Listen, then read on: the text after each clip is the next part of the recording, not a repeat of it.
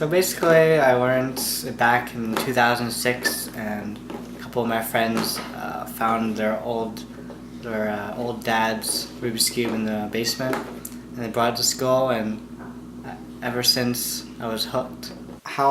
When I first held it in my hands, I was so confused, really confused, and like it took me a week till I gave up.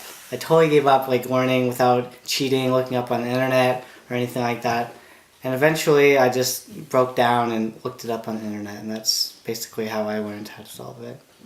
You just have to change your perspective on how you look at the Rubik's Cube. Like if you look at a Rubik's Cube, when you first look at it, you only see one face, and then you have to train yourself to look at all the faces at the same time and see how each square interacts with each other. So it just takes practice and time.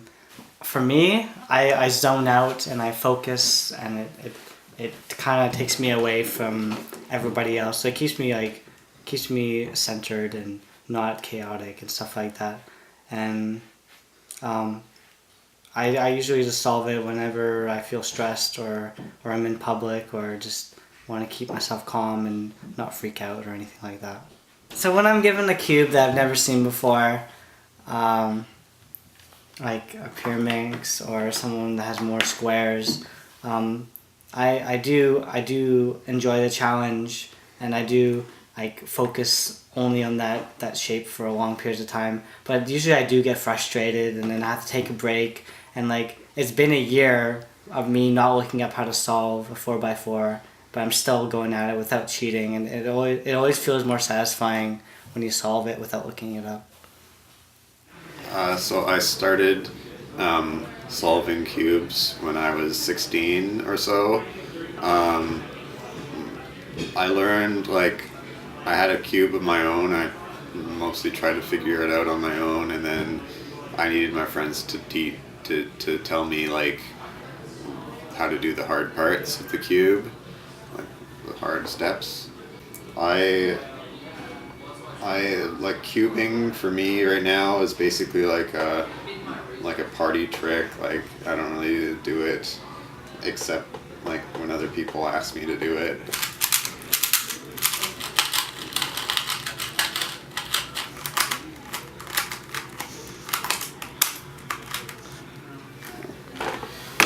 So I like to learn how to solve the cube without memorization.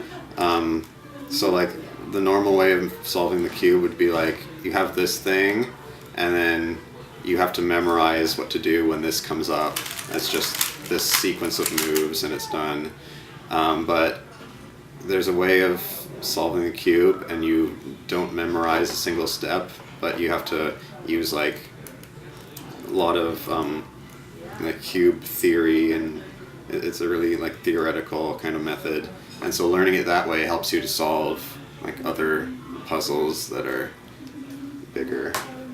My name is Fraser. I'm the organizer here at the MD Car Students Union. I make events, parties, yoga classes, and protests.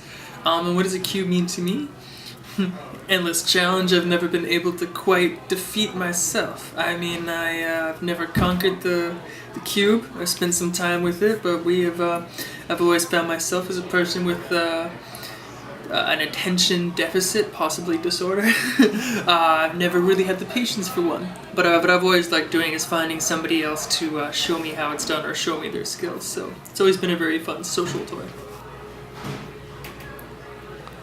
I've always liked Rubik's cubes, and while I've never had the patience for doing it myself, I always like to note the challenge that's presented there, or any kind of challenge, and then kind of play Cupid with finding someone who could meet this challenge.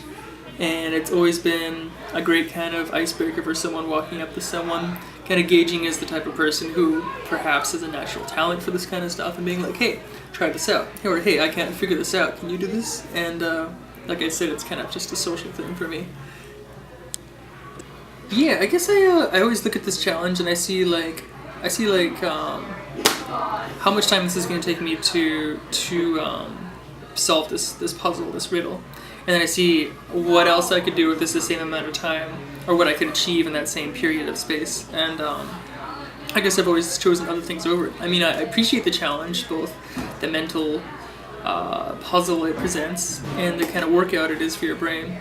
But I've always just once again been like, but I could do this, or I could plant a carrot, or I could do this. But not to say I don't have tremendous respect for the cube.